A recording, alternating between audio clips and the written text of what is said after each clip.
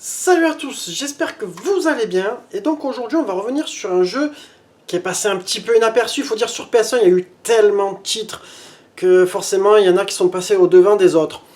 Et donc pour moi c'est quand même un petit peu le mini Mario Kart signé par Sony. On va parler de Motor Toon Grand Prix 2 sur PS1 et on se voit tout de suite après le générique.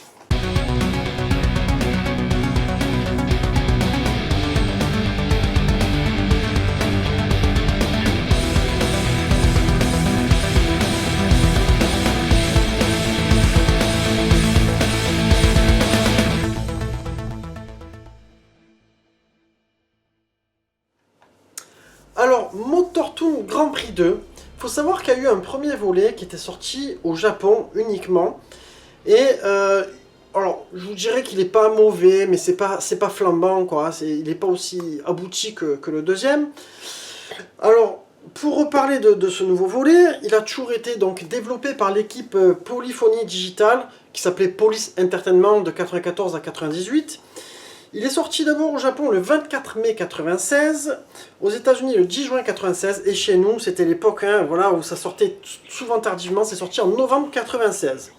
Alors il faut savoir que ce studio Polyphony, notamment, c'est le studio qui avait développé Gran Turismo. Alors je crois que en fait c'est plus ou moins une filiale de chez Sony. Je sais pas au départ si c'était pas un studio qui était un petit peu indépendant puis finalement qui s'intégrait à Sony. Dites-moi si vous en savez un petit peu plus. Moi j'ai pas trouvé beaucoup d'infos là-dessus.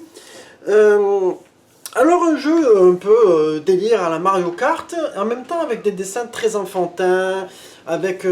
c'est vraiment dans un délire un peu le monde du cirque quelque part, je dirais, tu vois. Alors tu vas avoir 8 persos, alors au départ je crois que tu en as 4 ou 5 et en fait tu débloques les suivants en gagnant les courses, enfin en gagnant les championnats. Par contre là, voilà, le gros défaut de ce jeu, ben, c'est que par rapport à un Mario Kart où tu vas avoir 3 ou 4 coupes à faire, tu vas avoir que 5 courses. Et oui, je sais, ça calme. C'est ce qui est un petit peu dommage.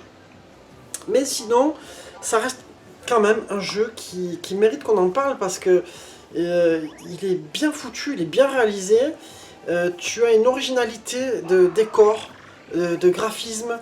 Tu as aussi cet effet de mouvement sur la voiture, en fait, quand tu prends les virages. C'est un peu cartoonesque, en fait. Je dirais un petit peu une inspiration Tex Avery, tu vois, dans ce genre-là. Alors, oui, il est passé un petit peu inaperçu. En même temps, je me rappelle pas qu'il y avait eu beaucoup de com là-dessus, à propos de ce jeu. Faut dire aussi sur PS1, à cette époque, on était à fond au Gran Turismo et les jeux de simulation ont commencé à rentrer là-dedans, tu vois. Alors, pour approfondir un petit peu tout ça, je vais te proposer de passer au test directement. Alors, graphiquement, moi je te dis, franchement, pour l'époque, c'est magnifique. Moi déjà à l'époque il m'avait fait halluciner, notamment un stage où tu as une route un petit peu qui a des couleurs mais en même temps c'est transparent, je sais pas comment te dire, tu vas le voir dans la vidéo. Je trouvais que cet effet était hallucinant et pour de la 3D de la PS1, et ben je trouve que ça a bien vieilli quoi. Par rapport à d'autres jeux où vraiment c'est pas ce que tu kiffes revoir, et ben là moi je trouve que cette 3D là, elle a vraiment ça passe toujours aussi bien. Alors tu vas y voir des petites inspirations de Mario Kart un petit peu quand même quelque part, c'est-à-dire tu as un stage qui est un peu comme le château de Bowser, tu vois, il y a des fantômes. Tu as comme je te disais cette route un petit peu transparente, ça peut faire penser au Rainbow de Mario Kart. Mais pour moi c'est très très beau et ça le reste toujours. Donc je vais mettre une note que je mets pas souvent, mais je vais mettre un 18 sur 20 pour de la PS1, moi je trouve que ça le mérite vraiment. Ensuite pour ce qui est de l'animation, eh ben, c'est très fluide, il n'y a pas de ralentissement, il y a le mouvement des véhicules. Moi je trouve que c'est très réussi, c'est vraiment très sympathique, donc je vais mettre une très bonne note aussi, je dirais que ça mérite un 17 sur 20. En ce qui concerne le mix sonore, alors tu as quand même de bons bruitages. Tu as de bons bruitages, notamment les pneus qui crissent, le bruit des moteurs, ça va, je dirais que ça passe bien.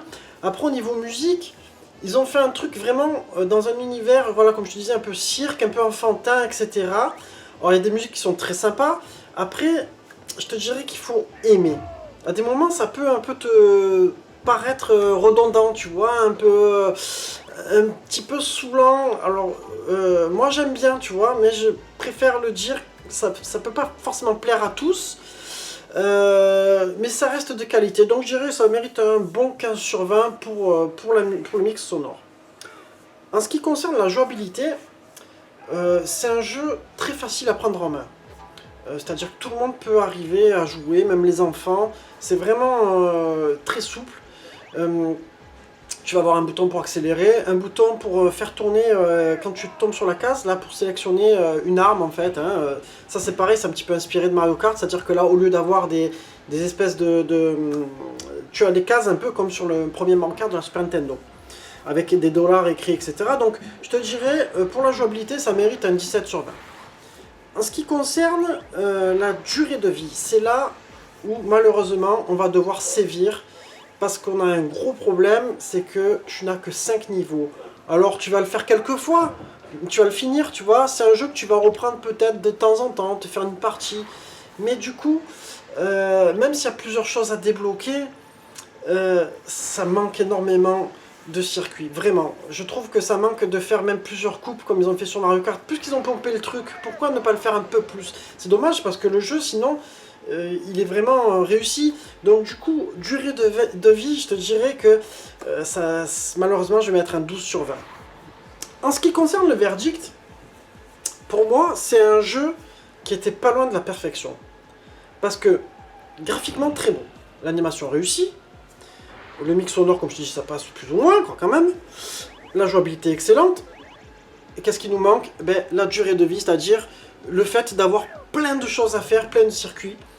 Du coup, c'est ce qui va plomber un peu notre note. Mais sans ça, franchement, si on avait eu plus de circuits, plus de choses, ce jeu-là, je t'assure qu'il aurait cartonné et il aurait fait concurrence à Mario Kart 64 sans problème à cette époque. Donc je te dirais que ça mérite un 15 sur 20 pour une note générale. Et si tu es fan de ce genre de jeu, quand même, teste-le parce que tu vas quand même passer de bons petits moments. Enfin voilà, c'était... une petite vidéo d'un jeu un peu oublié. J'espère qu'elle vous aura plu. N'oubliez pas de liker, partager et commenter. Je vais vous laisser quelques extraits en grand écran pour que vous puissiez voir un peu ce que ça peut donner. Et en attendant, je vous embrasse tous et je vous dis à très bientôt les amis. Ciao, ciao.